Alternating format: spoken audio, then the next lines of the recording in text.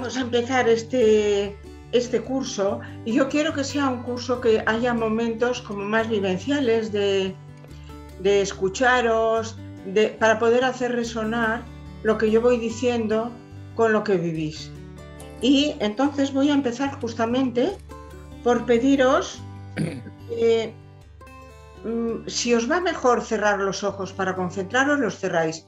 No a todo el mundo le va mejor cerrar los ojos, a la mayoría sí. Entonces os voy a pedir que empecéis cerrando los ojos, notando vuestro cuerpo, cómo está de cómodo o incómodo, y haciendo algo porque esté lo más cómodo posible dentro de esta situación, así delante de una pantalla y sentados no sé cómo. Y una vez más o menos cómodos, pues os pido que mires para adentro, notes tu respiración sin cambiar nada, no la cambies, déjala que haga lo que quiera, que sea tu respiración normal. Pero que cada vez que sueltes el aire, vayas como abriendo un espacio tranquilo y vacío en el centro de tu cuerpo, que vaya como empujando hacia los lados todo el resto de sensaciones, de pensamientos, de emociones, como creando un lugar donde poder recordar, donde poder escuchar con tranquilidad, libre de ruidos de todas las otras cosas. Así que te voy a pedir que emplees unos pequeños momentos en crear este espacio tranquilo.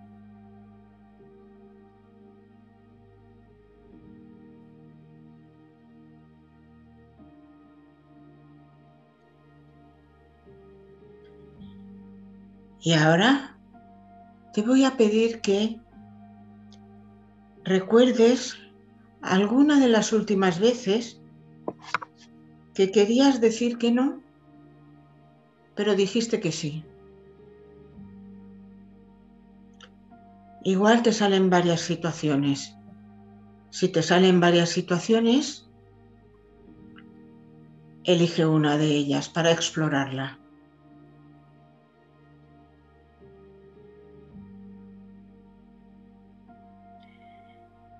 Recuerda dónde estabas, cómo era el ambiente, con quiénes estabas, qué estaba pasando, quién decía qué. Y también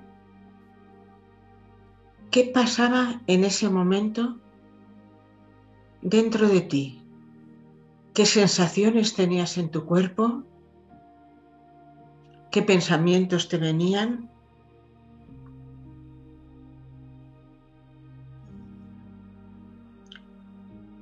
En esos momentos, justo antes de decir sí,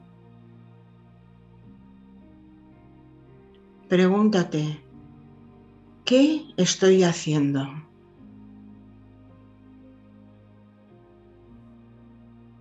¿Qué estoy sintiendo? ¿Qué me gustaría que ocurriera?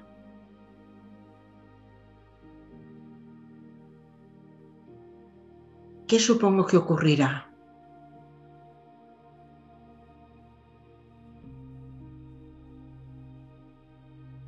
¿Qué estoy evitando?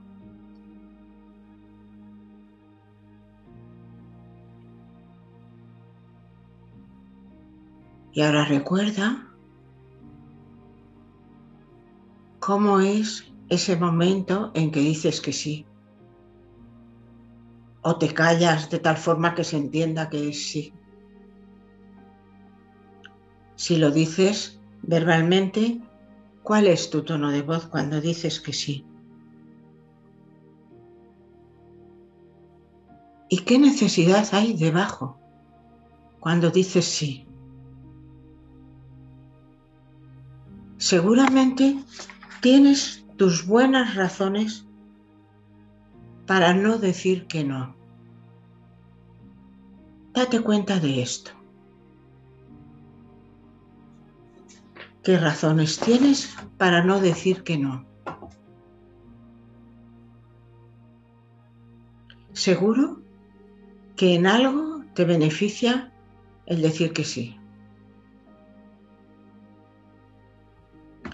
Y ahora voy a leer unas cuantas frases y te voy a pedir que las dejes resonar dentro de tu cuerpo, a ver si alguna dices, sí, esto tiene que ver con algo de lo que había ahí. Voy a empezar diciendo 20 buenas razones para no decir que no. Entonces, conforme las vaya diciendo, las dejas que entren, las paseas por tu cuerpo y miras a ver si alguna te resuena que estaba allí en ese momento. De manera que prepárate para dejarlas entrar. Si digo no, me castigarán o me reñirán o me criticarán.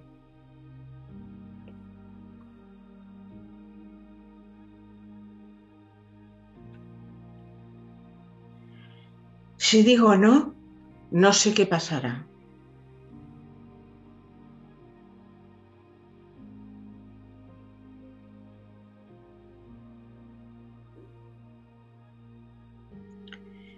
Si digo no, pareceré antipática o tonto.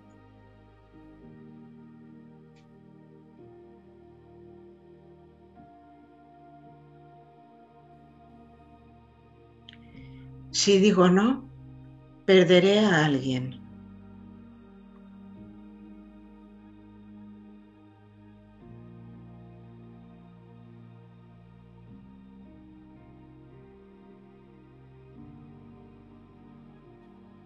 Si digo no, me sentiré culpable.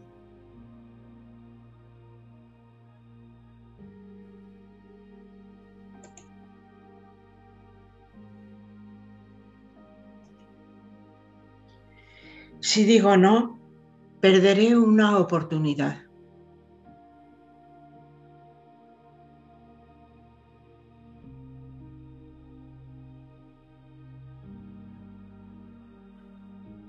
Si digo que no, el grupo me rechazará.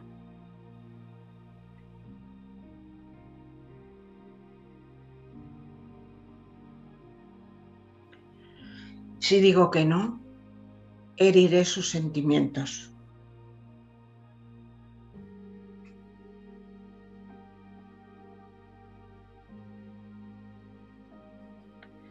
Si digo que no, otro tendrá que cargar con el muerto.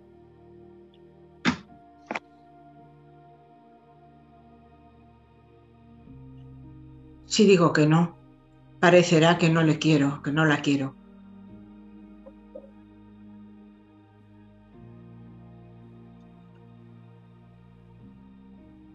Decir que no es de mala educación.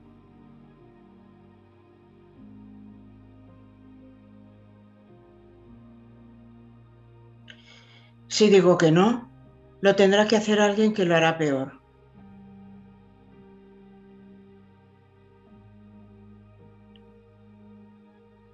Si digo que no, tendré que justificar por qué lo digo.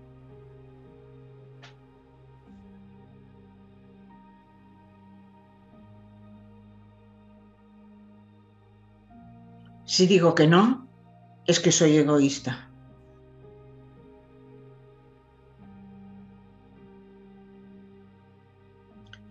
Si le digo que no, será una falta de gratitud.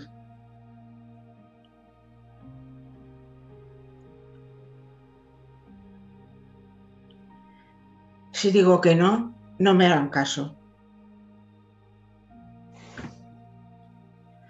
Es que no me da tiempo a decirlo porque soy lenta.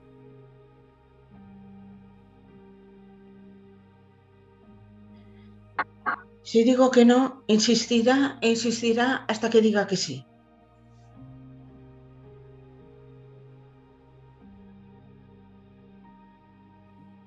Si digo que no, seguro que eso inicia un conflicto y yo no quiero conflictos.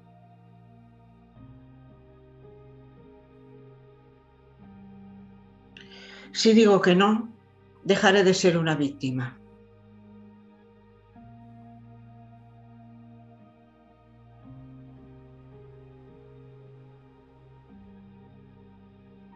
Mira a ver si alguna de estas frases te resonaba, que estaba detrás de ese momento en que dijiste que sí o que no dijiste que no y querías decir que no, o si hay otras razones que no han salido aquí.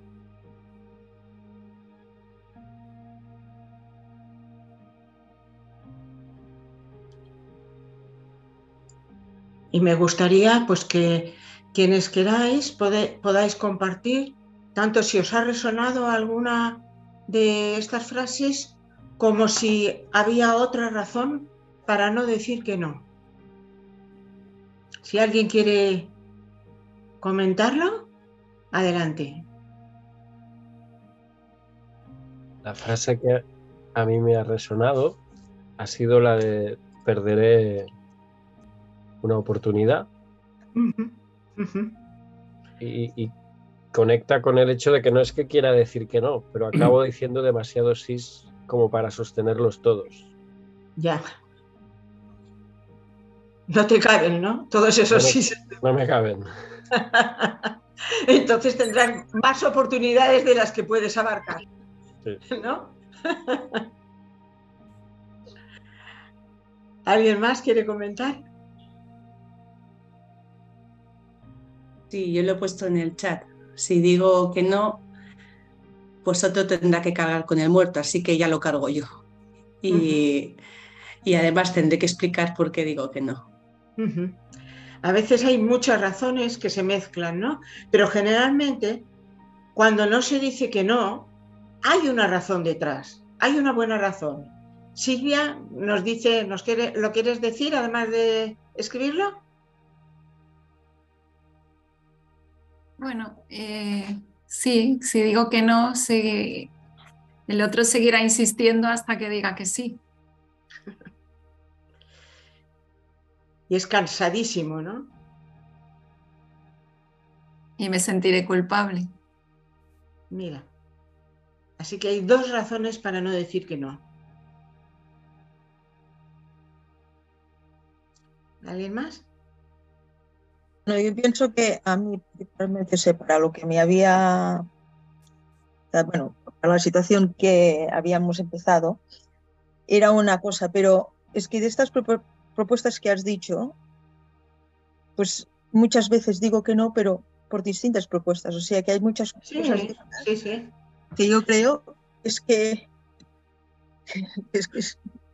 no sé, pero no es solo una cosa, es un montón de cosas que es verdad. No, vamos a ver, si es que cuando no decimos que no, es por algo y no siempre por la misma cosa, sino claro, porque depende de muchas la situación. necesidades, ¿sí? Que depende de la situación. Claro. Vamos a ver ahora, entonces voy a ver si puedo compartir pantalla y os voy comentando 20 buenas razones para no decir que no. Si digo que no, me castigarán o me reñirán o me criticarán, responde a una necesidad, la necesidad de evitar el dolor. Entonces es lógico que a veces nos callemos el no para evitar el dolor. Si digo que no, no sé qué pasará y responde a otra necesidad, la necesidad de seguridad, la necesidad de prever el futuro. Si digo que no, parecerá que soy antipática o tonta, antipático o tonto, responde a la necesidad de aprecio social. Si digo que no, perderé a alguien. Responde a la necesidad de ser amado. Qué importante entonces decir, callarse el no por conservar el ser amado. Si digo que no, me sentiré culpable. Necesitamos sentirnos buenos o buenas. Algunas personas no, algunas necesitan sentirse malas, pero en general nos gusta sentirnos buenas y ser coherentes con nosotros mismos. Y aquí, pues si digo que no me sentiré culpable, pues no lo voy a decir para sentirme bien conmigo. Si digo que no, perderé una oportunidad que responde a la necesidad de tener. Recuerdo una chica que era una médica que llevaba mucho tiempo sin trabajo, estaba muy angustiada y entonces le propusieron trabajar en una clínica abortista y ella era antiabortista. Y claro, decía, si digo que no, pierdo una oportunidad. Entonces tuvo que elegir. Bueno, dijo que no y más adelante le llegó otra.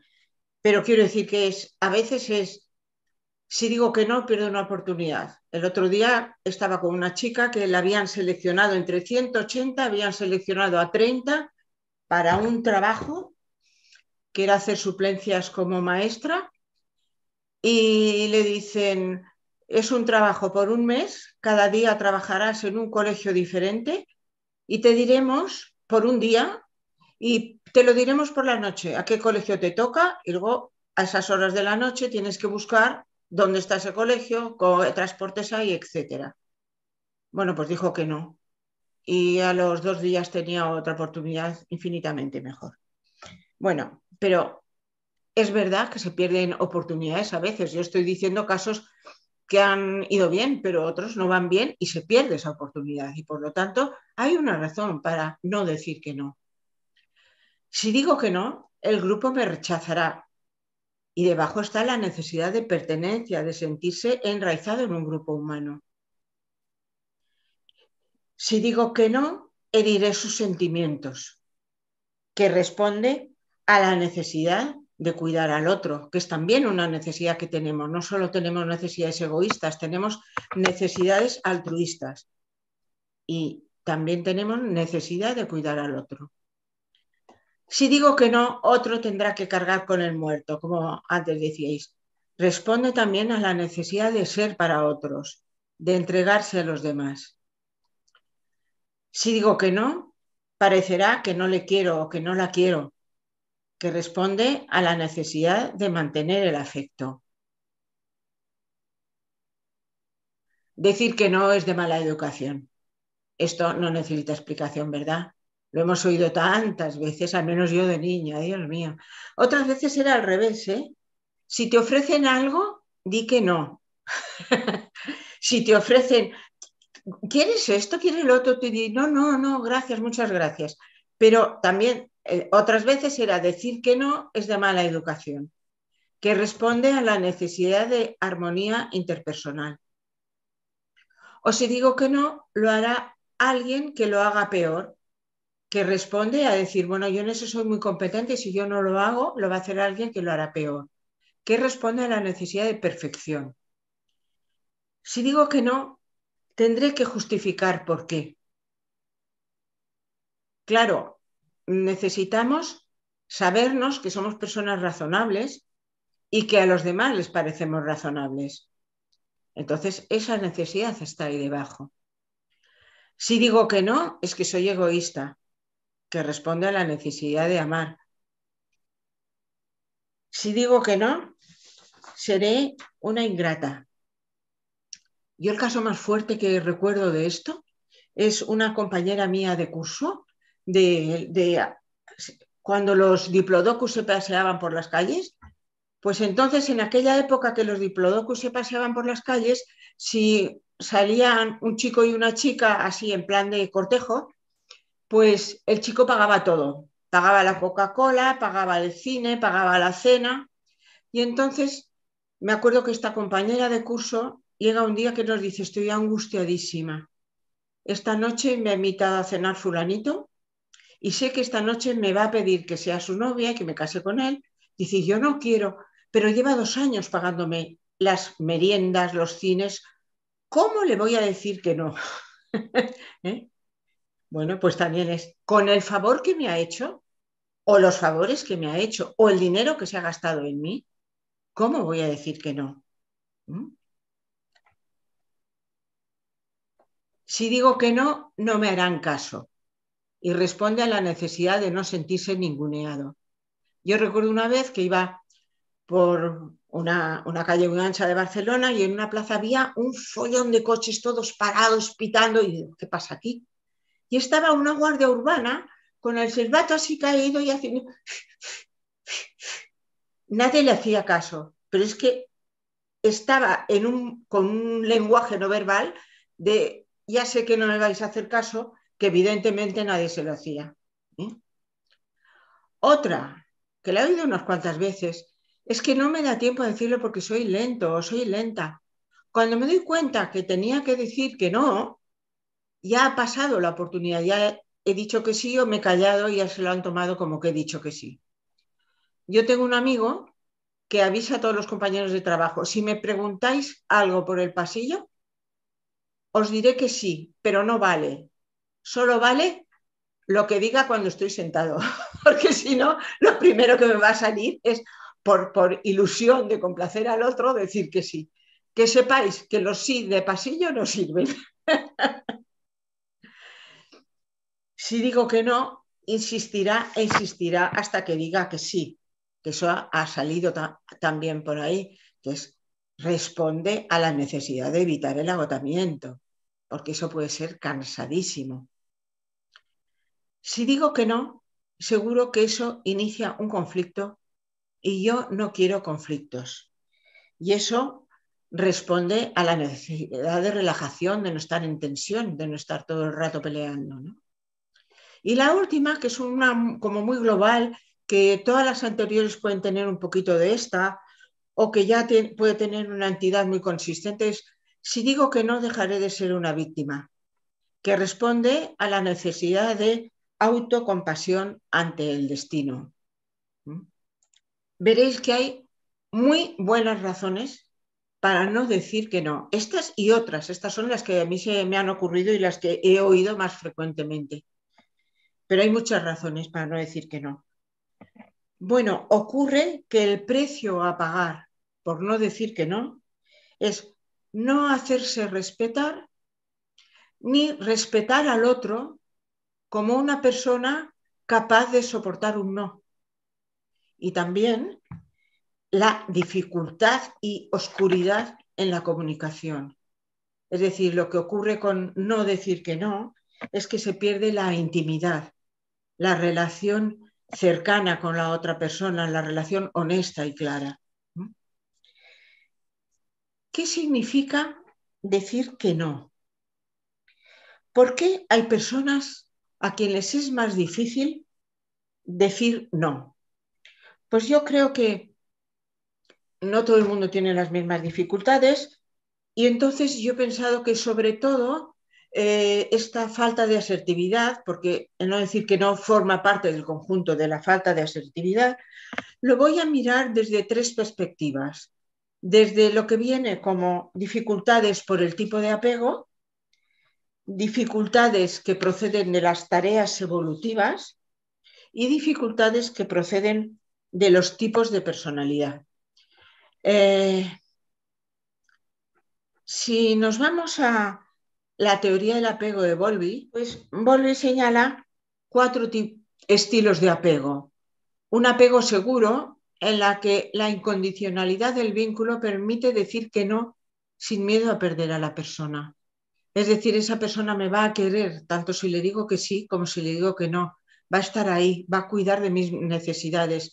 Entonces, ese vínculo incondicional crea ese apego seguro en el cual me permite decir que no.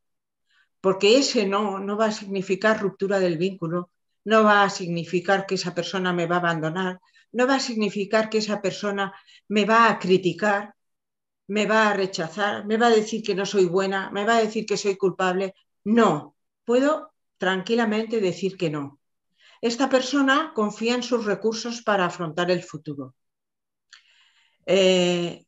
Claro, no todo el mundo ha tenido este tipo de apego. Y entonces tenemos apegos más complicados para poder decir que no. Por ejemplo, el apego ansioso ambivalente. Este apego significa que en los primeros años de la vida esa persona estuvo a cargo de alguien que era inconsistente y que por lo tanto la persona no estaba tan segura de que vaya a estar siempre ahí. ¿qué pasa? El niño o la niña se siente inseguro y no tiene seguridad de no ser abandonado si dice que no. Y para alguien pequeñito es muy importante no ser abandonado. Y por lo tanto es mejor tragarse el no antes que vivir el abandono. A la vez, este tipo de apego suele generar una gran ansiedad respecto a las propias capacidades de afrontar el futuro, de los propios recursos. Luego está el apego evitativo, que consiste en una persona que ha sido rechazada tantas veces que no se siente querida ni valorada, ha sido abandonada tantas veces, mini abandonos, que esa persona no quiere vincularse para no ser abandonada. Entonces evitan la intimidad. También evitan la intimidad del no, porque el no es una intimidad. El decirle a la otra persona que no, un no que sentimos adentro, es un acto de intimidad. Pero estas personas se sienten inseguras y también evitan la intimidad del no. Y luego el apego desorganizado, que es una mezcla de los dos anteriores y que el cuidador tiene comportamientos contradictorios y el niño vive comportamientos contradictorios también. De manera que delante de eso la persona anticipa que va a ser agredida si dice que no. Y esta persona se confunde mucho, no sabe qué siente, no sabe si su deseo es sí o su deseo es no, tampoco sabe qué siente el otro. Entonces, todos estos van a ser dificultades a la hora de decir que no. Si miramos ahora desde el punto de vista evolutivo, vamos a ver dos momentos muy bonitos que están de evolución, bonitos porque son muy interesantes, muy profundos y que están bajo el signo del no. Esto es un niño pequeño con su mamá o su figura de apego, unido por esa especie de cordón umbilical no físico, sino psicológico. Pero el niño, cuando llega a los 2 años aproximadamente, necesita saberse separado de su figura principal de apego, saberse individual. ¿Y qué hace entonces? Dice que no, para cortar ese cordón umbilical psicológico. Necesita demostrar que es diferente, que piensa diferente, que siente diferente y que actuará diferente. Yo recuerdo una terapeuta, Margaret Reddington, que decía, el niño necesita como golpear con la pared y notar la pared. Y decir, esto soy yo y esto es la pared. Y yo golpeo y noto que soy diferente de la pared. Dice, lo peor que le puede pasar a ese niño es que se encuentre con una figura de apego, por ejemplo, una madre de chicle, que va a golpear y se pone pegajosa, se hunde y no le ofrece resistencia. Dice, entonces ese niño no puede realizar esa tarea tan interesante, que es decir, yo soy diferente a ti. Otro momento muy bonito para decir que no es la adolescencia. Yo al adolescente lo pongo así, como una bola con muchos pinchos para afuera, muchos pinchos para decir que no. Igual que el niño de 2 años, que antes de que le diga, ¿quieres? Y no ha oído la pregunta y dice no, pues el adolescente también. Es que el adolescente está realizando una tarea muy delicada, muy complicada, que es que hasta la adolescencia el niño ha ido tragando cosas, la alimentación psicológica que le han ido diciendo.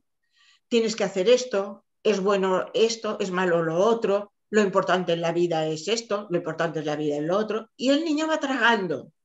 Pero cuando llega a la adolescencia, que es la época de consolidar su identidad, este adolescente tiene que revisar todo eso que se ha tragado y ver cuáles de esos contenidos vomita y cuáles digiere, cuáles se queda y cuáles deja fuera. Eso es una tarea que hace de una forma inconsciente, a veces también consciente o en parte consciente, pero hay mucha parte inconsciente, y que es una tarea muy compleja. ¿Qué necesita? Espacio donde hacer esa tarea. ¿Y qué hace? Pues crear el espacio poniendo pinchos para afuera, no con sus coleguis que les necesita para compañía en esa tarea, pero sí a las figuras de apego. No, no, no, no. Déjame en paz. Déjame en paz, que estoy haciendo cosas importantes. Y es verdad, está haciendo cosas importantes. Y entonces estos noes, yo creo que son unos noes muy sanos, tanto en el niño pequeño de 2 años como en el de 2 años aproximadamente, ¿eh? Y del adolescente, y creo que son unos noes muy hermosos porque están haciendo la tarea que tienen que hacer siempre y cuando las figuras de alrededor lo sepan entender y no se angustien y no lo malinterpreten, sino que están haciendo lo que tienen que hacer, que es decir que no. Claro, pero no nos quedamos solo en eso, sino que a lo largo de la evolución vamos a tener un montón de etapas, cada una de ellas, según Erikson y Sullivan, pues con una tarea a realizar. En la primera etapa del primer año, todo esto aproximadamente, no quiero que lo toméis como una cosa rígida, sino que se solapan, se mezclan, van y vienen. El primer año como la adquisición de confianza básica, gracias a saber que las necesidades son atendidas. Hasta los 3 años, el logro de la autonomía, porque el niño empieza a andar, a correr, a moverse, aprende a dar volteretas, aprende a hacer muchas cosas con su cuerpo. De los 4 o 5 años, la adquisición de iniciativas. Explora, pide, propone, hace cosas sin preguntar.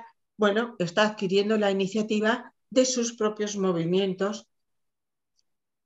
Luego, en la etapa de los 6 a los 11, que es una etapa como muy escolar, la tarea es sobre todo capacitación para el trabajo, que ya es una etapa que le toca someterse a una determinada disciplina.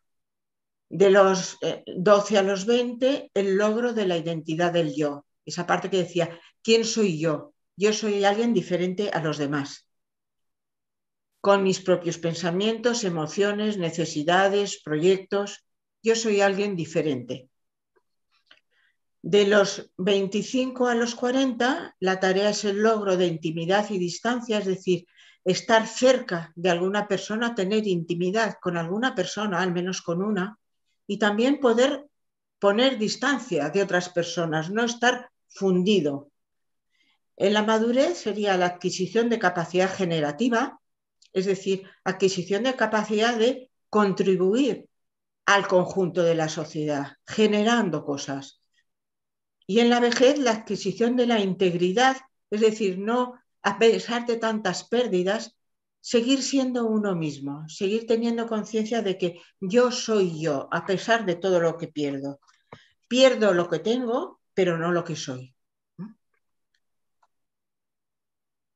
Pero ¿qué pasa? También dicen Erikson y Sullivan que pueden fracasar en cada una de estas etapas. Entonces, si en la etapa inicial, en vez de adquirir confianza básica por lo que está ocurriendo, se llega a la desconfianza básica, ese niño llega a la conclusión de si dice que no, me dañarán o me abandonarán. En estos 3 primeros años, si en vez de lograr la autonomía fracasa, tendrá una pérdida de autoestima y por lo tanto yo no soy importante, mis necesidades no son importantes. ¿Cómo voy a decir que no? En el caso de la iniciativa, el fracaso sería la culpabilidad, porque todo lo que se me ocurre es malo. Todo lo que se me ocurre me dicen que no está bien, que mis deseos no están bien, que mis proyectos no están bien. Por lo tanto, soy mala. Entonces no voy a decir que no, porque si digo que no, seguramente es que estoy haciendo algo malo.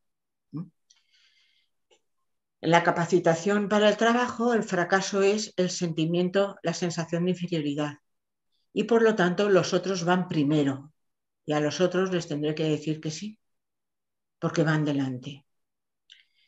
En la época de la adolescencia y primera juventud, el logro de la identidad de yo puede fracasar y quedarse en una identidad difusa, que no acabo de saber exactamente lo que quiero y lo que no quiero, y quién soy yo. No puedo discrepar, no puedo decir que no. En la etapa de los 25 a los 40, la etapa del adulto joven, puede fracasar el logro de intimidad y distancia y quedarse absorbido por los demás, la absorción del yo. Entonces yo no debo frustrar a los demás, no les puedo decir que no. En la parte de la madurez, si hay un estancamiento, es lo típico de decir, si yo me estanco, es mejor no arriesgarse. Con un no yo me arriesgo, pero es mejor no arriesgarse. Es verdad que no progresaré, que no contribuiré, pero también me preservo, mira, me guardo eso que tengo, al menos no lo pierdo, aunque con eso no crezca, ni ayude a crecer a los que tengo alrededor, ni ayude a crecer a la sociedad. En el caso de la vejez, la adquisición de la integridad puede fracasar y llegar a la desesperación. Y entonces aquí es más una parte como decir, oye, a estas alturas de la historia, yo no voy a decir que no, mejor no liarla, total, nada sirve de nada. Entonces todo esto serían como situaciones o etapas que dejan un pozo en la persona y que le van a dificultar el decir que no. Pero también eso se va a manifestar luego en los diferentes estilos de personalidad, que adelanto este esquema, luego lo vamos a ver un poco más despacio, pero que aquí hay como 8 casillas, según Milon y Everly, dice, bueno, hay 8 estilos de personalidad, unas más independientes, otras más dependientes, otras más ambivalentes, otras más desvinculadas y unas más hacia afuera, activas, y otras más hacia adentro. Dice, y todas pueden estar bien o mal. Hay personas que tienen un estilo muy marcado, pero la mayoría, dice, la mayoría somos mezcla. Pero es verdad que hay personas que tienen un estilo muy marcado de personalidad.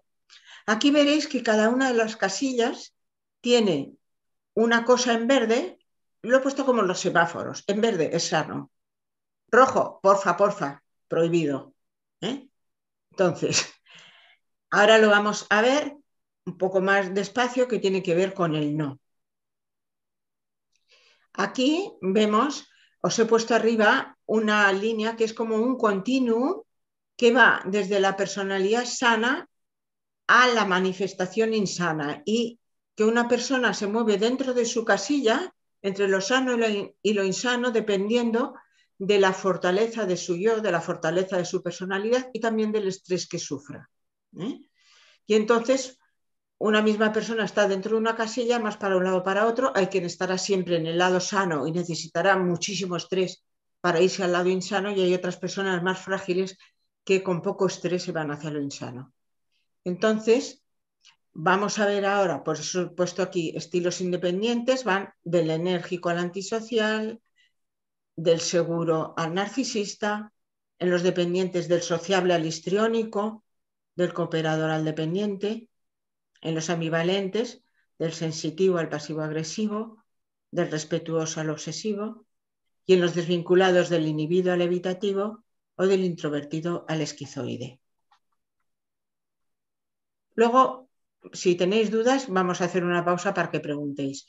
Pero os voy a hablar de las dificultades. En los estilos independientes no tienen dificultades en decir que no.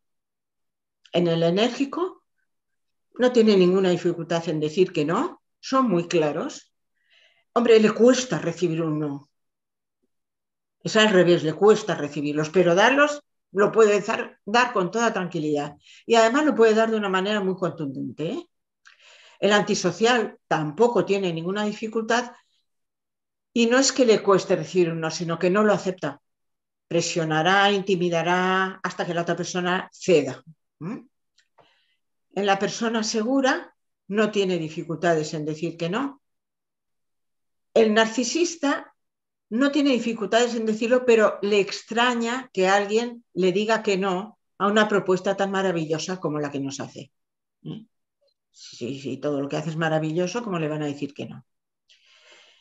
En los dependientes tienen dificultades en decir que no, por el hecho de su dependencia y su miedo a perder el vínculo. En el sociable le cuesta no complacer, pero como es sano, cuando digo le cuesta no quiere decir que no lo puede hacer, lo hace, pero costándole. El histriónico, si dice que no, será un no seductor, no y conquístame, hasta que te diga que sí.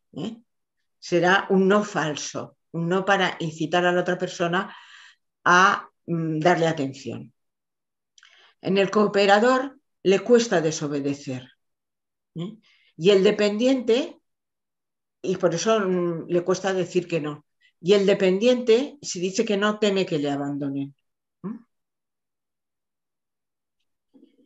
En los estilos ambivalentes, el sensitivo es una persona que le cuesta seguir la lógica del otro, así que dirá que sí o que no, pero no se sabe exactamente por qué lógica, porque tienen otra lógica diferente.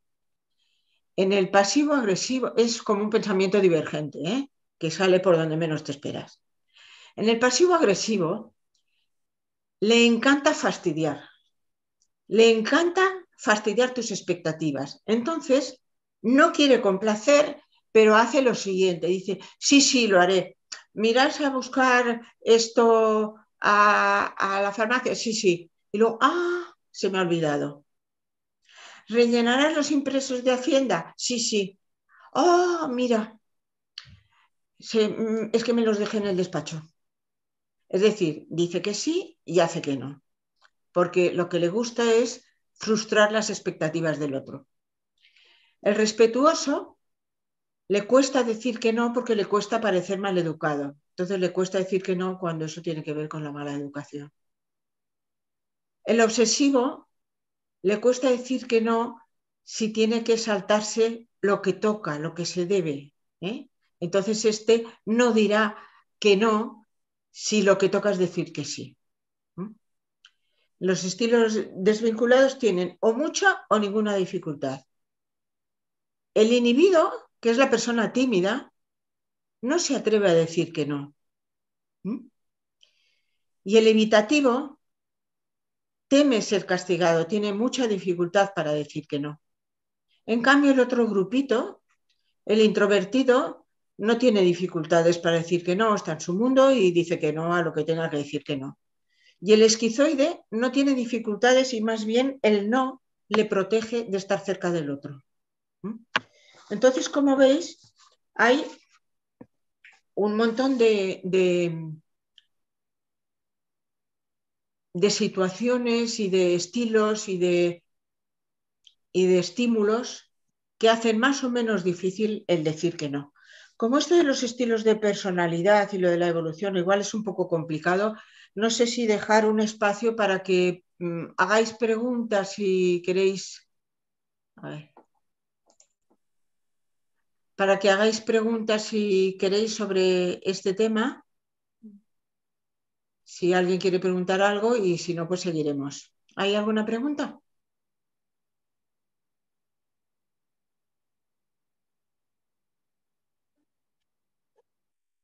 Bruno levantó la Bruno mano. tiene la mano levantada. ¿Sí?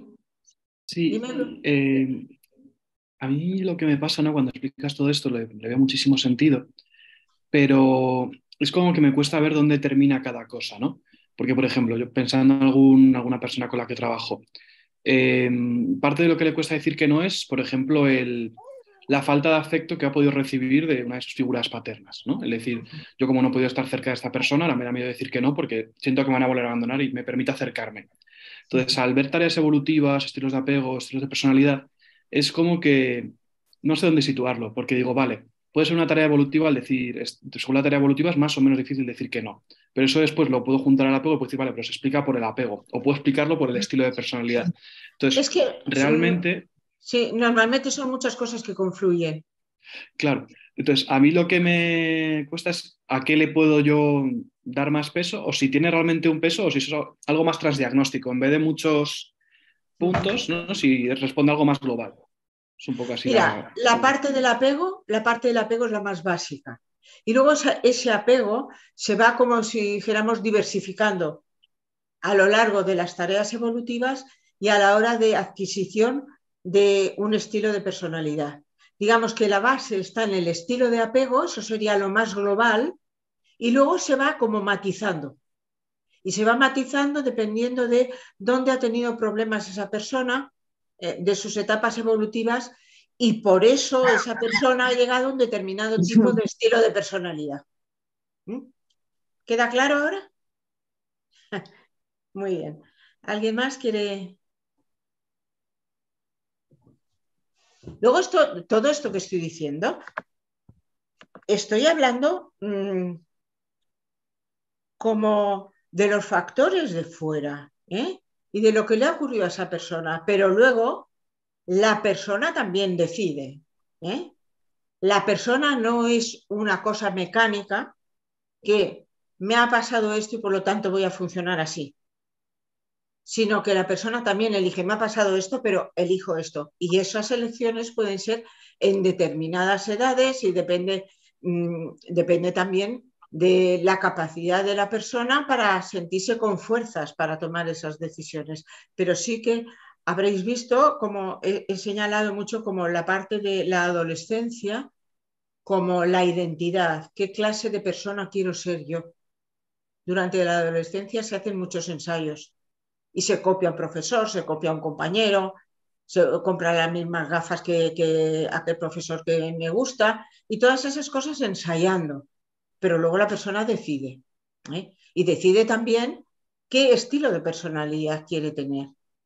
No es una pura como reacción mecánica, pero sí que lo de fuera también ha contribuido a qué visión del mundo tiene esa persona. Esa persona tiene una visión del mundo como un lugar seguro, en el que se puede confiar, como un lugar peligroso. Pensad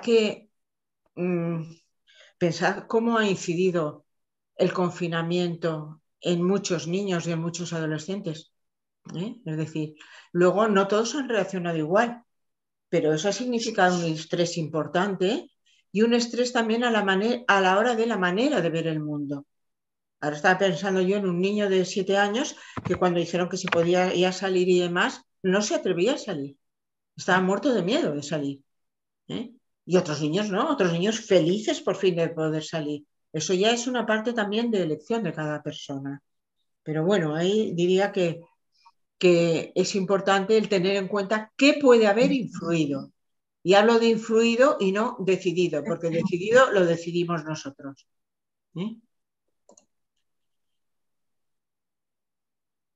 ¿Qué significa decir que no? Decir que no significa que mis necesidades, deseos, sensaciones, emociones y pensamientos no son iguales que los del otro. Decir que no, y esto es muy importante, no es rechazo a la persona, sino a la propuesta concreta que esa persona hace. Si me dicen, ¿quieres venir mañana conmigo a comprar no sé qué? Si yo digo que no, no te estoy rechazando como persona. Estoy diciendo que no a esa propuesta concreta. Y sin embargo, según lo que haya vivido esa persona, lo puede entender como rechazo a su persona, si ha vivido esa parte que hemos dicho de apego evitativo. Decir que no significa que me respeto y respeto la honradez de mi relación con el otro. Si cuando una persona quiere decir que no, se lo calla, está introduciendo una distorsión dentro de lo que es la relación, en la comunicación. Ya bastante complicada es la comunicación de por sí, para encima complicarla. Claro que hay algunas situaciones de poder, y luego vamos a hablar de eso, en las que igual es peligroso decir que no, o es muy difícil, o igual no es conveniente. También tenemos el derecho a callarnos ese no. Eso lo elegimos nosotros. Pero la mayor parte de las veces va a complicar la comunicación y va a complicar también la honestidad en las relaciones con el otro. Y yo pienso que para poder decir que no, hacen falta yo creo que 3 requisitos. Uno primero, tener claro que tengo derecho a decir que no. Primer requisito. Tengo derecho a decir que no. Porque si no me lo creo, va a ser difícil que diga que no, con tranquilidad. Otro requisito es cultivar algunas habilidades. Algunas de ellas las veremos luego. Pero sí que creo que algunas habilidades es importante el haberlas cultivado. Y luego, saber que si he estado toda mi vida sin atreverme a decir que no, y empiezo a decir que no, las primeras veces me puede salir muy patoso. Cuando inicio una actividad nueva, una habilidad nueva, es normal que al principio no me salga muy bien, pero luego me va saliendo cada vez mejor, más fluido, más variado, con más naturalidad. Entonces ahora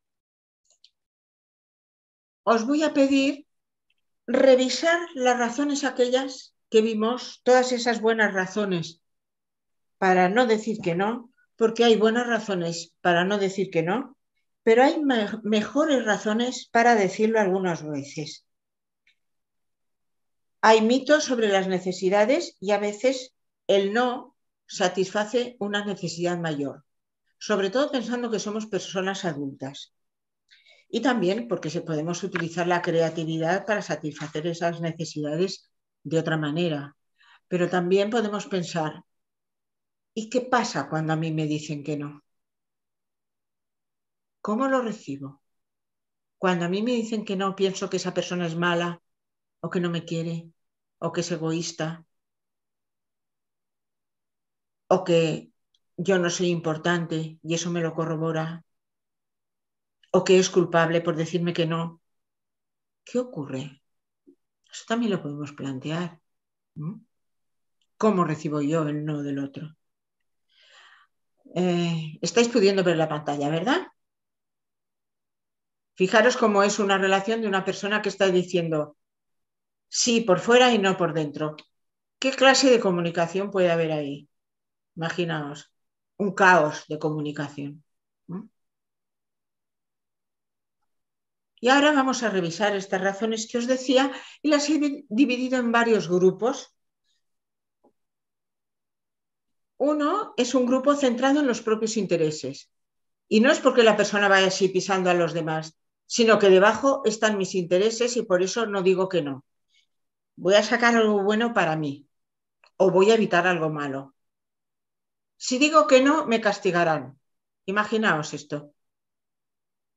¿Os imagináis esta situación que uno de los soldados diga, cuando le dice, marchen, el otro dice, no quiero? Un poco complicado, ¿no? A veces podemos encontrar que en algunos casos es muy difícil decir que no, porque sí realmente va a acarrear un castigo. Estaba pensando yo en una mujer que conocí que tenía un hijo drogadicto y que le sacaba todo el dinero a la madre. Y si la madre le decía que no, le pegaba una paliza. Yo la cosa que hasta donde seguí la historia, porque la supe a través de una compañera suya, era maestra. Y acabó robando dinero en el colegio para su hijo. Y luego la echaron del colegio, lógicamente. Claro, situaciones como estas es muy difícil decir que no. Entonces, ¿qué pasa cuando en los casos de violencia de género? Qué difícil, ¿no?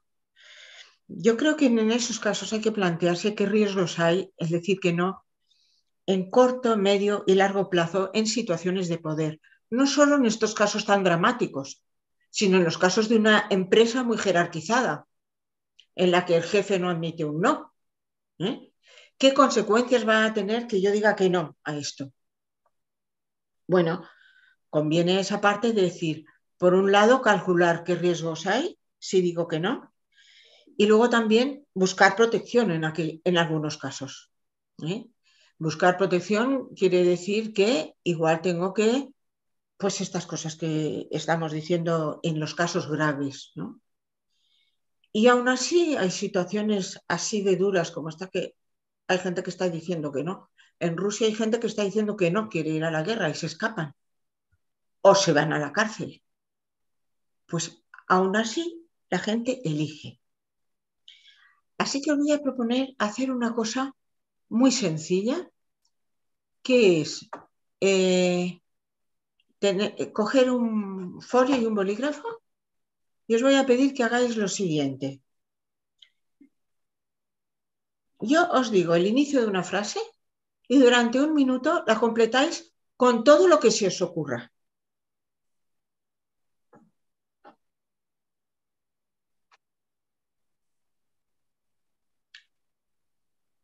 A ver, ¿tenéis todos el bolígrafo y el folio ahí? ¿Sí?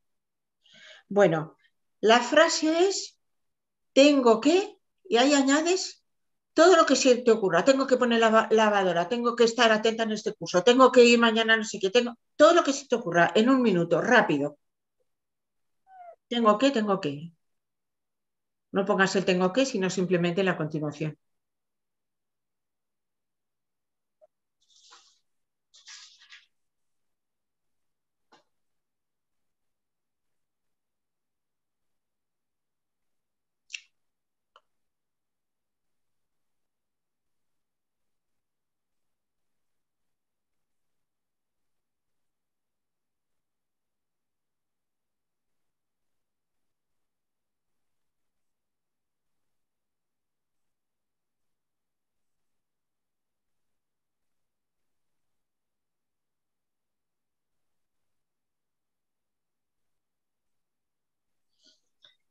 Para ahora y prueba a leer para ti, para adentro, una por una, estas frases y ver qué sensación te queda cuando lees todas estas frases. Escuchando dentro de tu cuerpo, ¿qué sensación me queda? En el centro de mi cuerpo, cuando leo todos estos tengo que.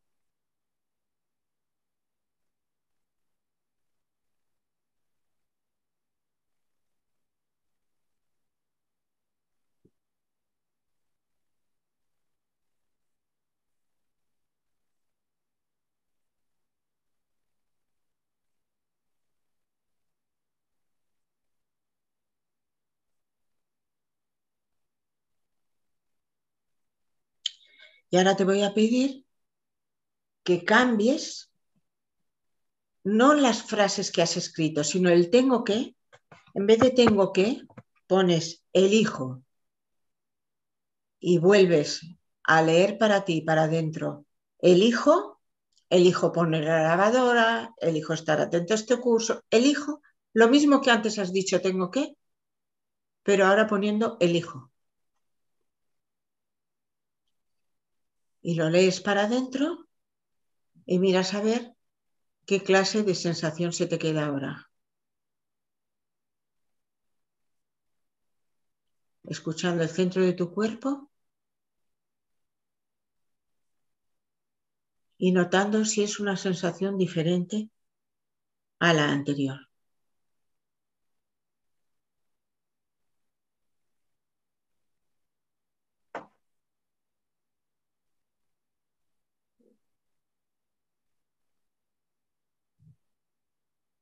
Seguramente,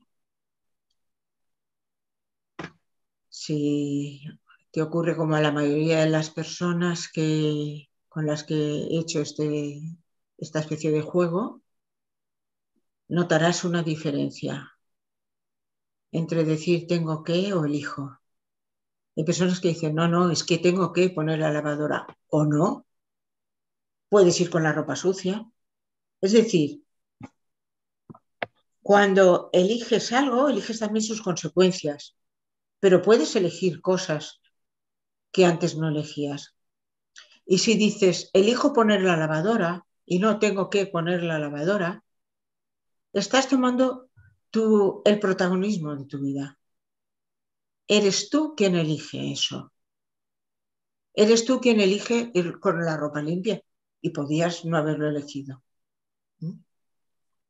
El otro día salía la historia de un hombre que había estado 50 años sin ducharse. Bueno, pero se duchó y se murió a las pocas semanas. No sé si habéis leído la noticia, ¿lo leísteis? Digo, vaya. Bueno, pues este señor eligió no ducharse.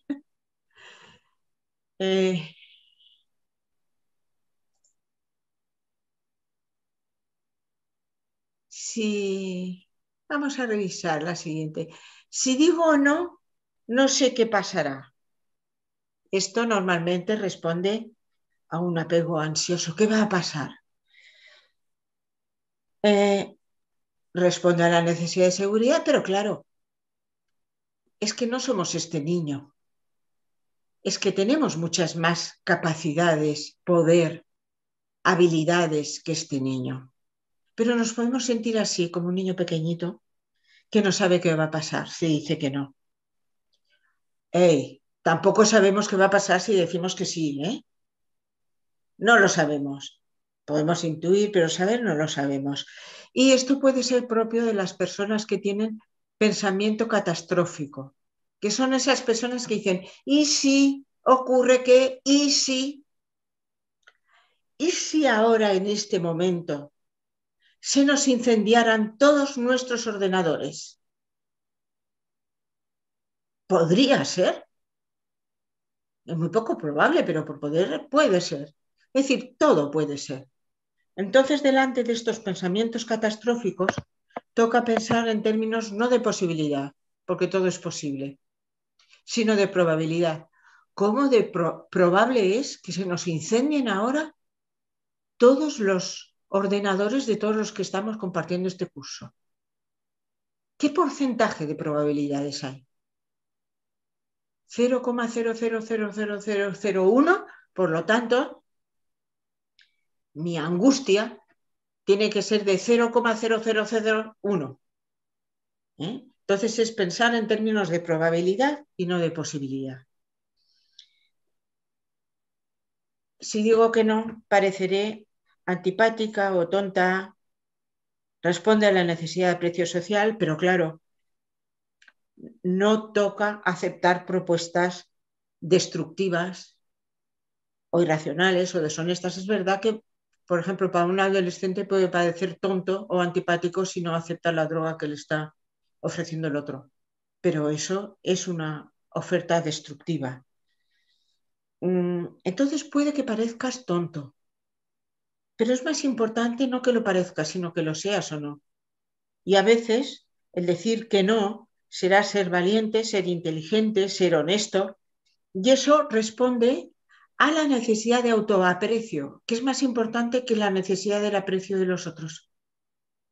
Digamos que aquí, cuando vamos revisando estas razones, es para ver si hay una necesidad, pero hay otra necesidad superior que permite decir que no. Cuando somos adultos, no estoy hablando de niños ni siquiera de adolescentes, estoy hablando de adultos porque he visto que aquí no había ningún adolescente.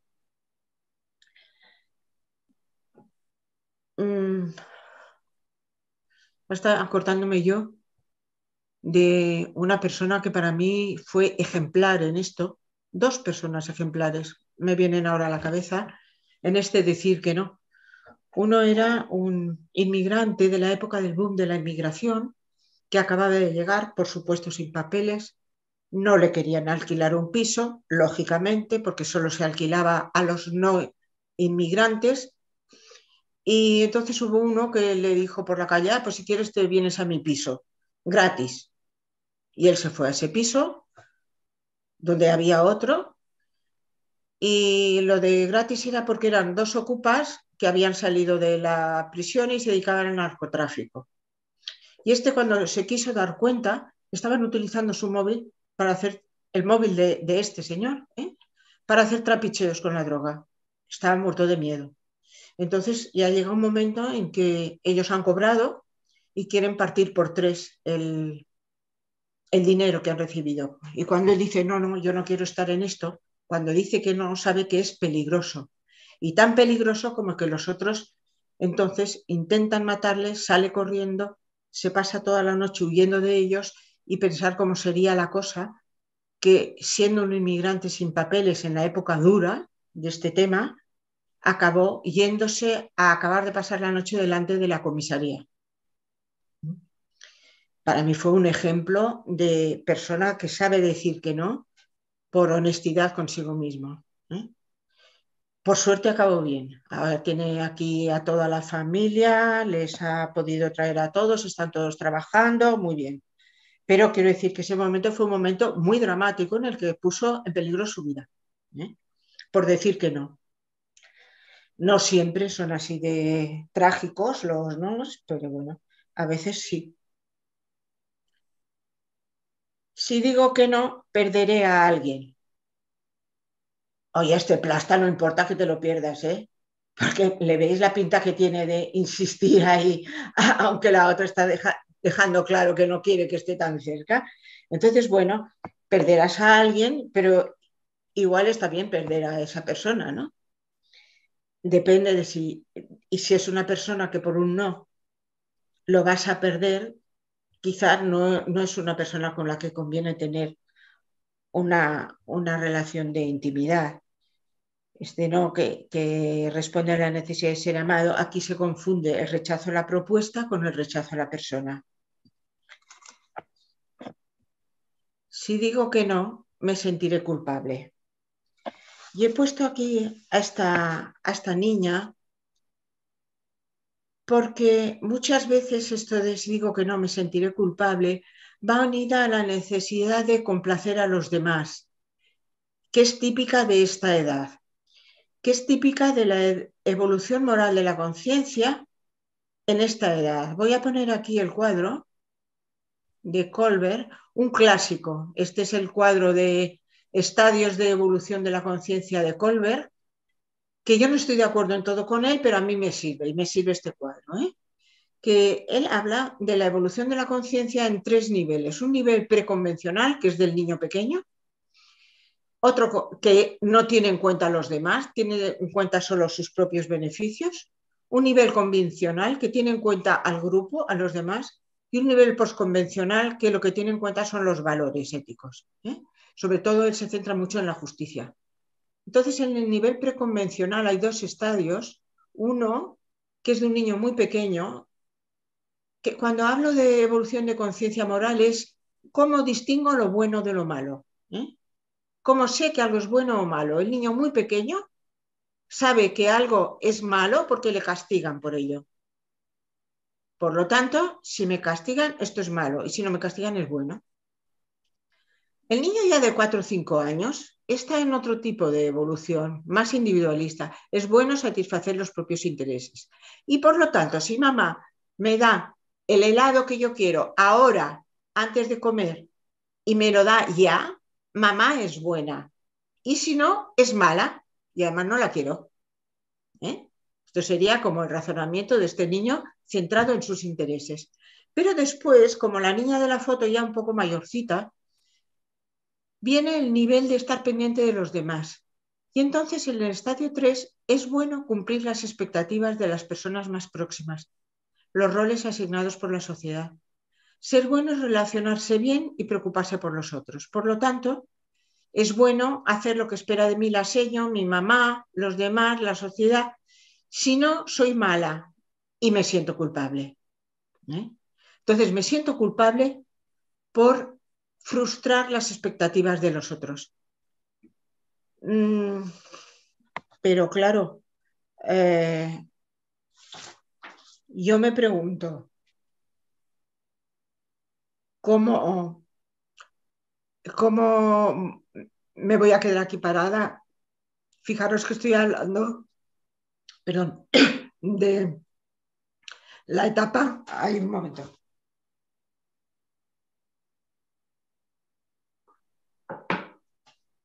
De la etapa de una niña de unos 9 años, ¿eh? Entonces, 6, 9, 10 años. Entonces, esto responde también a un razonamiento emocional que si me siento culpable es que soy culpable o no. No es lo mismo sentirme culpable que ser culpable. Y esto nos puede ayudar a decir, mira, eso es ser una buena niña, pero una mujer buena no es eso. Una mujer buena ha evolucionado hacia los otros estadios, ¿eh?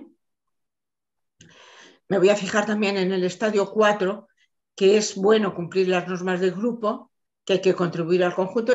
Eso quiere decir, tengo que cumplir las normas del grupo, Incluye las normas de buena educación, las leyes, reglamentos y circulares. Vamos, para aclararnos, ¿eh?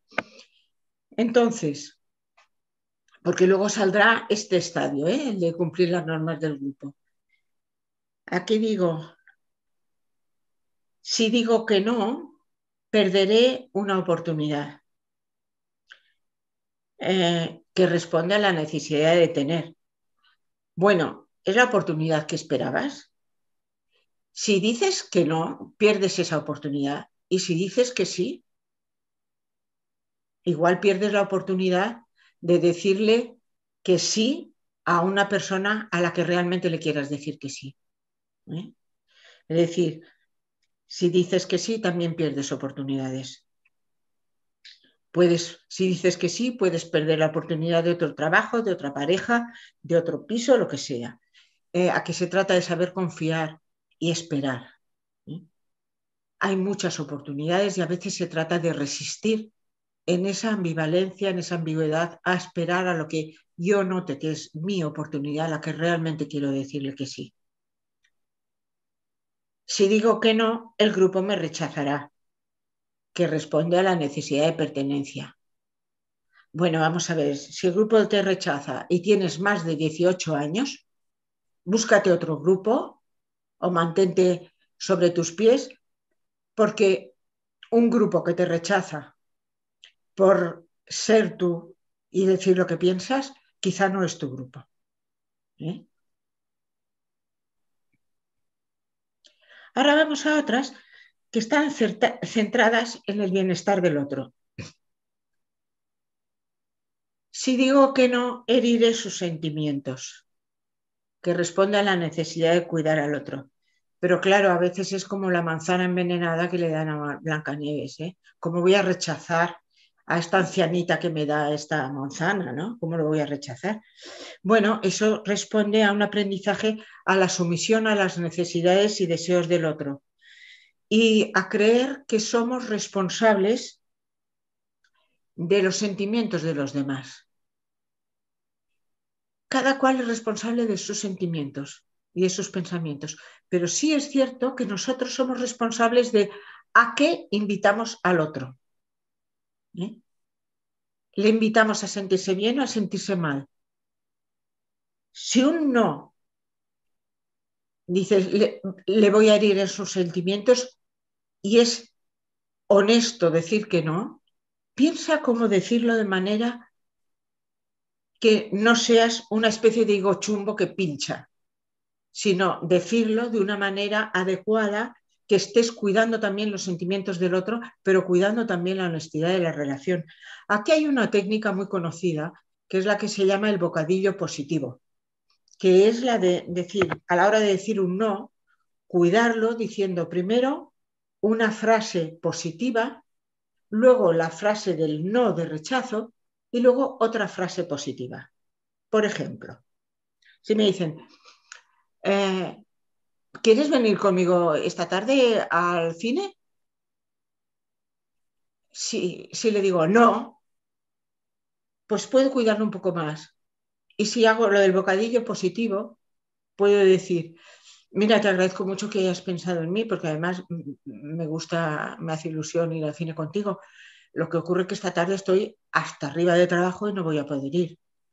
Eso sí, mira, me gustaría quedar otro día contigo para ir al cine o hacer alguna otra actividad, porque me divierto estando contigo. Eso es el bocadillo positivo, que es cómo estoy cuidando los sentimientos de la otra persona, diciendo cosas que además son verdad, ¿eh? No diciendo mentiras. Pero es como cuidar, envolver ese no en algo agradable, para que esa persona note que la estamos cuidando, aunque le decimos que no. Venga, ya estamos con Walt Disney, pues otro de Walt Disney. Si digo que no, otro tendrá que cargar con el muerto. Y responde a la necesidad de ser para otros. Claro, en esto yo creo que Peirce, el iniciador de la terapia Gestalt, que tenía un lenguaje un poco exagerado, por llamarlo de alguna forma, Pues decía, la persona que ocupa menos espacio del que le toca en la sociedad es un neurótico y la que ocupa más espacio del que le toca es un criminal. Bueno, pues aquí, cuando siempre soy yo la que se va a cargar con los trabajos, quizás soy neurótica, utilizando el lenguaje de Bells. Se trata de unas veces ceder y otras no, de dejar espacio para todos. Y entonces es como que si siempre soy yo quien se carga con el muerto, quizá lo que hay es una falta de justicia en el reparto de tareas. Y sería ahí donde toca decir que no a esa distribución injusta de tareas. Y además, la Cenicienta tenía la suerte de que estaba en una época en que había hadas madrinas. Pues que las hadas madrinas están todas jubiladísimas. O sea que si lo vamos a esperar no nos va a servir de nada.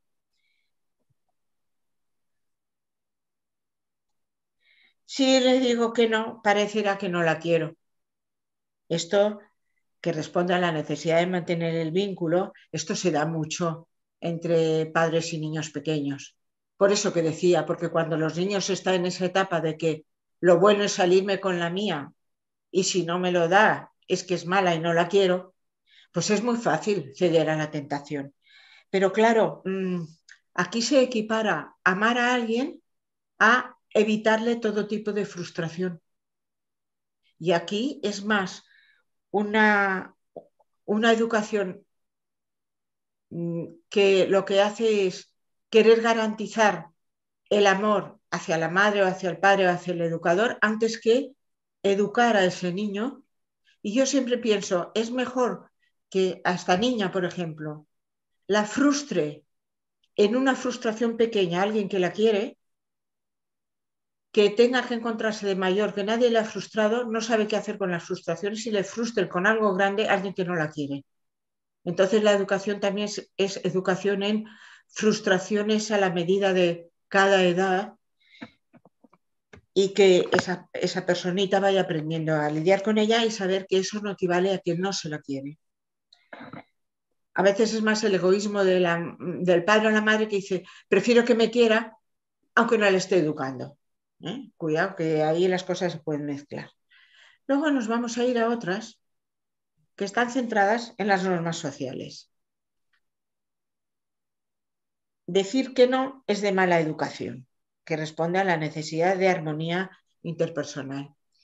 Yo me acuerdo de un amigo mío que me decía, ¿sabes qué me pasó la primera vez que fui a comer a casa de mi novia? Pues mira, que me pusieron de primer plato, no sé qué le pusieron, una cosa que no le gustaba, dice, me la tragué como pude, me la tragué. Pero el segundo ponen huevos duros que dice que es que a mí me dan un asco horroroso y entonces ya eso ya no lo podía comer. Lo anterior lo comí muy educadamente. Dice, pero eso es que pensaba que vomitarías el comía. Dice, ¿y ahora qué hago? Dice, no, no, no, no, gracias. Pero no los comes, es que no te gusta. No, sí, sí, me gustan mucho. Es que he hecho una promesa. Y dije, madre mía, qué creativo. Qué creativo, ¿no? Bueno, aquí yo creo que se puede decir de diferentes formas, pero que la necesidad esta de armonía, de no disgustar a nadie, pues antes hablaba Menchu de Carlos Alemany. Carlos Alemany una vez me envió un conjunto de frases muy divertidas y una de ellas decía, ¿de qué color es el camaleón cuando se mira al espejo? Entonces, si yo voy complaciendo al uno y al otro y al otro, porque no complacer es de mala educación, al final yo no sé de qué color soy, ni qué es lo que quiero. Y bueno, aquí creo que también es cierto que todos sabemos decir que no de forma indirecta. Yo a veces hago en los grupos un juego que es muy divertido porque les pido que jueguen y que va por parejas.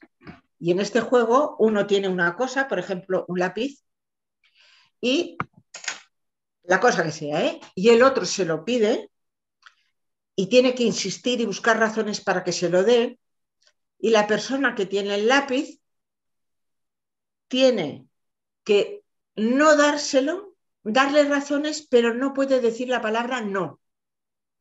Entonces es decir que no indirectamente. Imaginaos que Menchu me pide este lápiz y yo le digo, es que es un recuerdo de familia. O le digo, es que resulta que me lo ha dado hace un rato Mamen y se lo tengo que devolver. O decir, mira, si es que se le rompe a cada momento la punta, no vale la pena que te lo dé. Es decir, se puede decir que no indirectamente y en eso hay auténticos artistas. Y luego también yo pienso que los diplomáticos, por ejemplo, están especializados en decir que no de una manera agradable y suave, porque es su tarea y por algo hablamos de diplomacia, ¿no? Decir que no con diplomacia. Si digo que no, lo tendrá que hacer alguien que lo hará peor, que responde a la necesidad de perfección, de que todo sea perfecto y a la vez también de sentirse imprescindible. Pero claro, si resulta que sé hacer tantas cosas y entonces siempre me va a tocar a mí, porque lo voy a hacer mejor que nadie, voy a acabar muerta.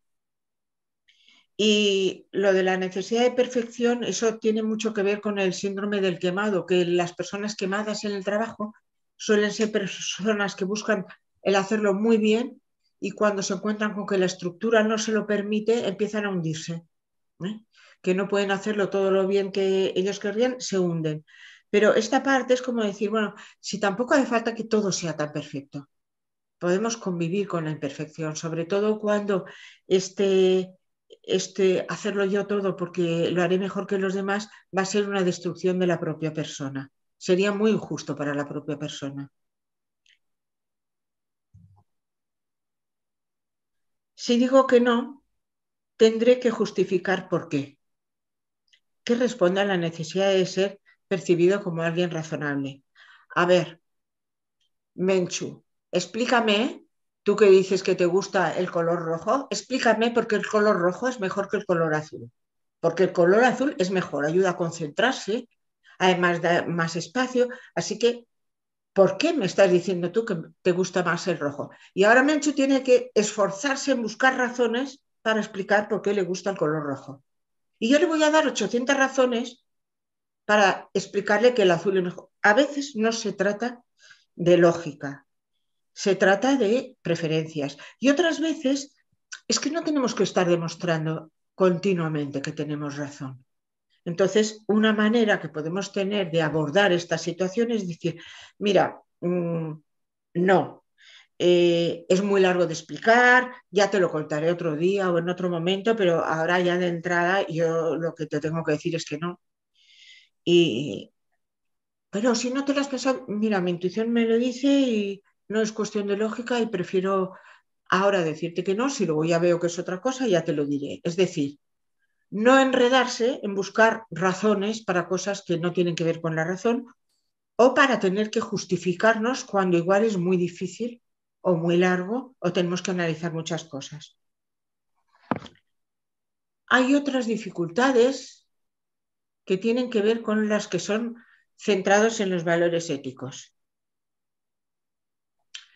Si digo que no es que soy egoísta, si el pájaro le dice que no al hipopótamo es que es un egoísta. Bueno, esto que responde a la necesidad de amar aquí es equiparar amar a dejarse maltratar algunas veces. Equiparar el amar al otro con no amarse a uno mismo. Y tenemos derecho a expresar los propios intereses y necesidades. Aquí os voy a poner otro cuadro. Antes os hablé de la evolución según Colbert, ahora os hablo de la evolución de la conciencia según una discípula suya, Carol Gilligan, que decían que este tipo de evolución es más propio de la mujer, que se centra más en el cuidado que en la justicia. Yo creo que la mujer puede centrarse en el cuidado, en la justicia, en lo que le dé la gana, pero me parece interesante esto que dice, porque en algunas mujeres lo he visto yo, que dice, el nivel 1, que es el nivel de niña pequeña, se centra en el cuidado de sí misma como medio de asegurar la propia supervivencia. Luego hay una transición, evaluación de ese nivel como una atención egolátrica. Luego nos vamos al otro nivel, que ahora son los otros los que cobran protagonismo y centran la atención. El cuidado de una misma queda en un segundo lugar, que sería en este caso, si le digo que no, es que soy egoísta. Luego hay otra transición que se evalúa eso como desequilibrado y el grado de madurez emocional sería cuando se amplía el concepto de responsabilidad que incluye tanto al yo como a los otros. Ahora el cuidado se refiere a una misma y a los demás. Y esto se puede aplicar igual a los hombres, aunque ya lo diga para las mujeres. Entonces, eso que decía antes de ese equilibrio entre ni ceder siempre ni no ceder nunca, sino cómo equilibramos el cuidarnos a nosotros y cuidar a los demás, sobre todo si son personas sobre las que tenemos algún tipo de responsabilidad. Aquí está aquel que dije antes, si digo que no, será una falta de gratitud, que responde a la necesidad de ser agradecido. Pero vamos a ver, si esa persona, el favor que me hizo, era pensando en luego reclamarme algo, eso no es un favor, eso es una compraventa. Cuando una persona me hace un favor, mi deber no es luego decirle que sí a cualquier cosa que me pida. Mi deber es mostrarle gratitud exclusivamente. Mostrarle gratitud. Lo otro, si yo luego, por un favor que me ha hecho, me estoy obligando a no se sabe qué por parte de la otra persona, eso es trampa. Y por mi parte sería no considerar a la otra persona suficientemente generosa como para hacerme un favor porque sí. Sería también como una descalificación del gesto que ha tenido esa persona. Luego hay otras que están centradas en la falta de habilidades. Si digo que no, no me harán caso. Hombre, claro que no te haré caso si me lo dices así. ¿Por qué me estás diciendo que no? Con la palabra o con el cartel, pero con tu actitud, con tu lenguaje no verbal, no me estás diciendo que no. Entonces, a la hora de decir que no, hay que tener en cuenta qué clase de lenguaje no verbal utilizamos, el tono de voz, el volumen, el mirar a los ojos, el no decir un no, porque este no ya se sabe que no va a ninguna parte. Por cierto, que yo me encuentro ahora que con el tema de los WhatsApp y los emails, como no está el lenguaje no verbal y no se puede modular el tono de voz ni la mirada, hay grandes malos entendidos, incluso entre parejas que llegan a tener como muchas desavenencias porque no pueden captar el lenguaje no verbal. Entonces también es cómo hay que hacer la graduación del no. Depende de qué esté pasando allí, puede ser un no muy simple, muy sencillo, puede ser un no y puede ser un no todavía mayor pegando un puñetazo en la mesa.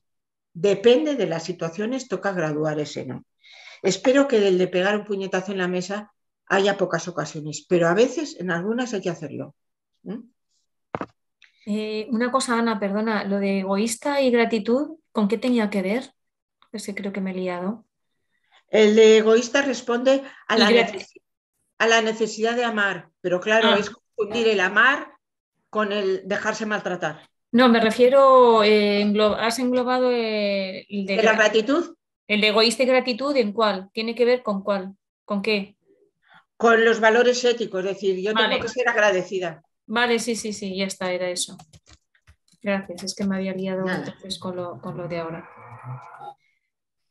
Luego está este otro. Es que no me da tiempo de decirlo porque soy lenta. Y yo me encuentro con alguna persona que me dice, es que me doy cuenta al día siguiente que he dicho que sí y quería decir que no. Bueno, yo pienso que aquí toca como lentificar la respuesta. No es necesario que en el momento digamos que no, si no lo tenemos muy claro, sino que podemos decir, déjame que me lo piense.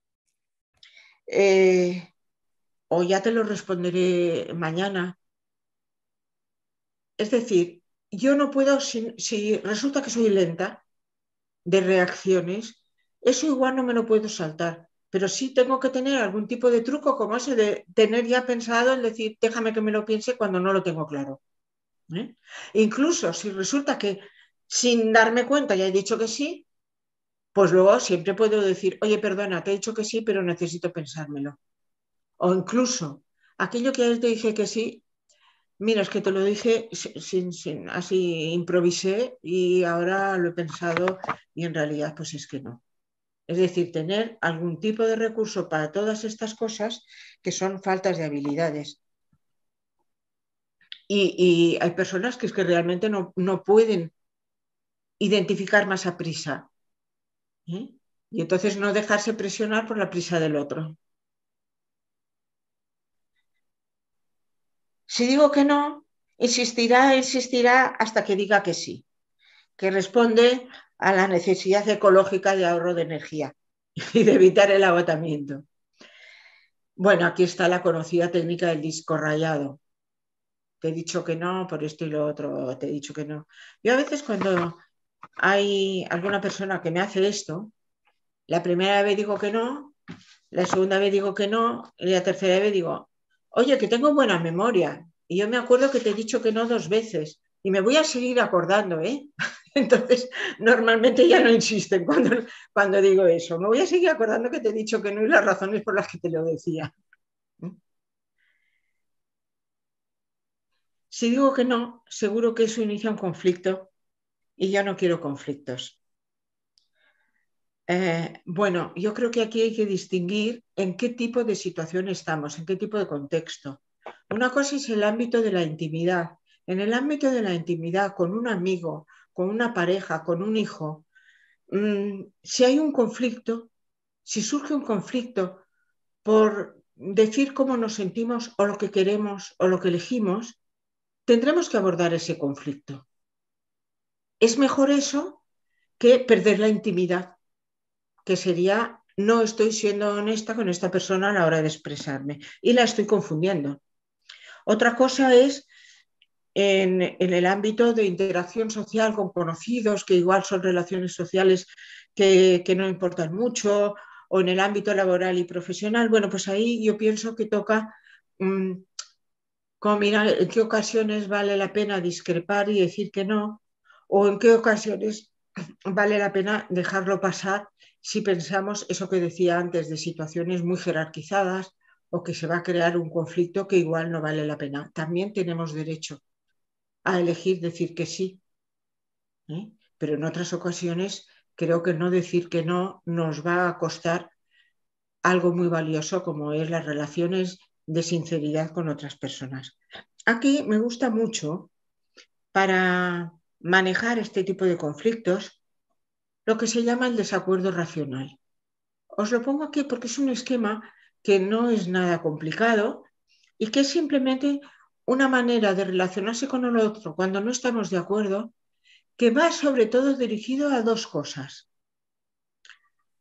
A relajar el tono del desacuerdo y a que la otra persona se note que la tenemos por una persona inteligente y que la respetamos, aunque estemos en desacuerdo. Porque muchas veces los desacuerdos lo que hacen es como generar una tensión entre las personas, no entre las ideas.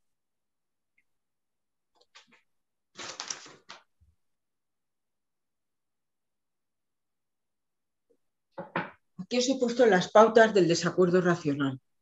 Cuando la otra persona está hablando, aunque diga algo con lo que no estamos de acuerdo, nos toca escuchar relajadamente hasta que acabe de hablar. Hay situaciones en que yo veo que una persona está hablando y a partir de un momento la de enfrente, cuando no está de acuerdo, ya cambia de postura, se coloca así hacia adelante y digo, a partir de ese momento ya ha dejado de escuchar, está pensando en los argumentos que va a dar en contra. Y eso la otra persona lo nota y la otra persona se va tensando. Entonces es esperar a que acabe de hablar. Si no es evidente lo que dice, sintetizar, oye, es verdad o sea, lo que tú me estás queriendo decir es esto, porque a veces hay 2 personas que se enzarzan en una pelea y en una discusión y están diciendo lo mismo. Supongo que habréis visto esta situación algunas veces, ¿no? Están discutiendo y los 2 están diciendo lo mismo, y es porque no se han escuchado al principio. Y luego esto tan simple de buscar áreas de acuerdo y exponerlas en tono tranquilo, y luego las de desacuerdo. Primero las de acuerdo y luego las de desacuerdo. Aunque yo discrepe de las cosas que dice la persona delante, seguro que hay alguna cosa en que coincido con ella. ¿Por qué? Pues porque es una persona inteligente y yo persona tonta no he conocido a ninguna todavía. Y llevo ya muchos años en este mundo. Pues seguramente esto que está diciendo tiene una base. Y en esa base hay algo en lo que yo puedo estar de acuerdo. Entonces es buscar eso en lo que estoy de acuerdo, es ponerlo en tono tranquilo y luego exponer las áreas de desacuerdo. Luego paso a escuchar la respuesta en esa forma empática y relajada y puedo seguir el proceso una o más rondas si creo que vale la pena. Si no llegamos a un acuerdo, bueno, pues es terminar mostrando respeto por las ideas del otro y reconociendo que parece que por el momento no podemos llegar a un acuerdo. Entonces, este tipo de manejo del desacuerdo racional lo que hace es como rebajar el nivel de intensidad emocional del conflicto y dejarlo en un diálogo, no en una pelea, sino en un diálogo. Y seguramente en un diálogo nos vamos a enriquecer todos, porque en un diálogo lo que hacemos es mostrar la perspectiva desde la cual estamos viendo eso nosotros, que siempre es diferente de la perspectiva del otro. Imaginaos que os pregunto, a ver, aquí, ¿qué estás viendo? ¿Alguien me lo dice? ¿Qué estáis viendo? Unas ovejitas volando en una nube. Ah, no estoy de acuerdo. Es una gallina con una raqueta de tenis. A ver. ¿Sí? ¿No lo ves? Mira que está claro, ¿eh? Bueno. Ahora sí. Ahora sí. Estamos viendo las cosas desde diferente perspectiva. Cuando no estamos de acuerdo, el hecho de compartir nuestras perspectivas nos va a ampliar la visión y a conocer mejor el tema que sea. Esto no es difícil, pero hay que practicar. ¿Veis? La teoría es facilísima, ¿eh? Pero yo cuando lo he hecho con grupos hago la práctica y lo primero que oigo es no estoy de acuerdo. Digo, no, que no iba así, ¿no? Pues no estoy de acuerdo. No, acuérdate que primero tienes que escuchar, dejar que acabe. Y luego que tienes que buscar áreas de acuerdo. Pero bueno, esto practicando se llega muy bien, ¿eh? Y luego está centrada en la comodidad, que es la global, que es esta de si digo que no, dejaré de ser una víctima y tendré que espabilarme. Eso responde a la necesidad de autocompasión ante el destino. No puedo decir que no. Fijaros, no puedo decir que no. Y es como no soy importante o tendré que ser protagonista de mi vida. Entonces ahora os voy a proponer otro pequeño ejercicio. Ya estamos casi fuera de tiempo, pero os voy a proponer este pequeño ejercicio que es muy sencillo y que igual a algunos, no necesariamente a todos, pero igual a algunos os va a aportar luz en alguna cosa, que es el siguiente. Coge el folio y el bolígrafo y puedes decir, no puedo, y todo lo que te salga en un minuto, rápido, rápido, rápido, no puedo tal, no puedo tal, no puedo tal.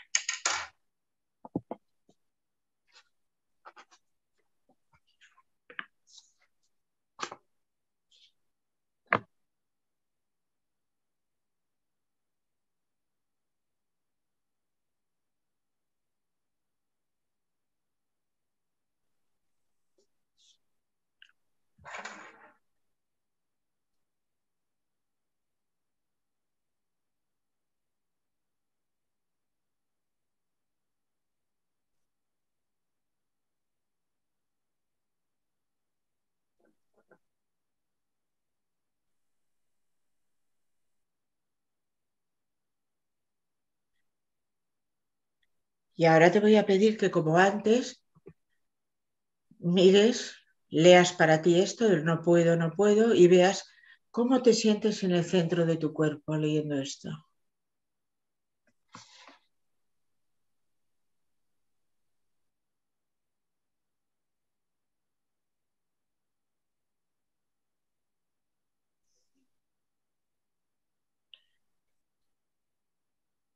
Y ahora te voy a pedir que vuelvas a leer eso, pero diciendo y dejando que resuene dentro de ti, en vez de no puedo, exactamente con las mismas frases, diciendo no quiero. Puede que muchas veces sea no puedo, pero igual en alguna de todas esas, igual mezclada por ahí, hay alguna que en realidad es no quiero. Así que deja un espacio dentro de ti para que te resuenen esas frases diciendo no quiero, a ver si pillas a alguna infiltrada, que es más un no quiero que un no puedo. Tómate unos momentos para hacerlo.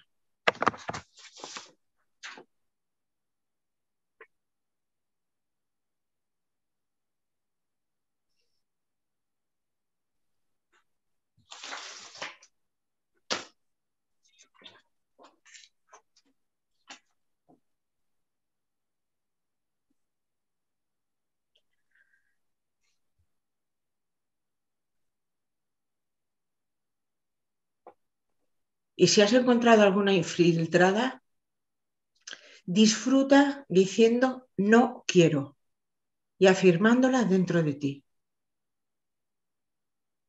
No quiero.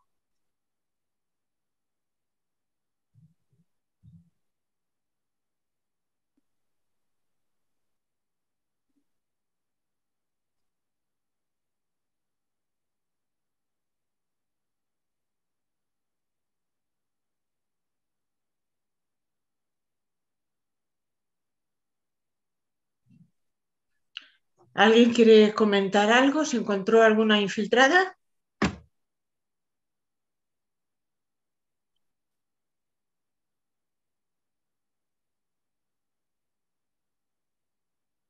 O todas eran no puedo de verdad. Alguna se coló seguramente, ¿no? Y alguna se ha colado, pero yo me la quedo para mí. Gracias, Ana.